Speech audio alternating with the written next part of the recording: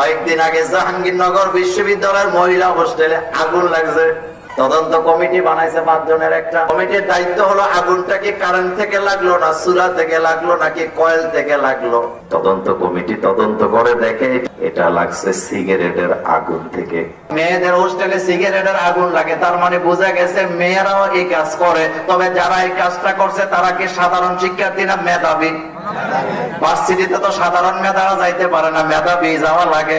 এখন তদন্ত কমিটি বলতেছে রাতের বেলা মেয়েরা গোল হইয়া বইয়া সিগারেট পার্টি দিয়া এক বৈঠকে সিগারেট টানছে 36টা। কয়টা? কথাকে বুঝতেছে?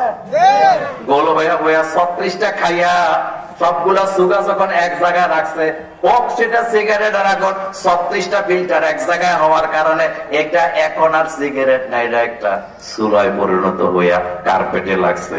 সেখান থেকে পর্দায় লাইগা পুরা রুমটা জ্বলে গেছে।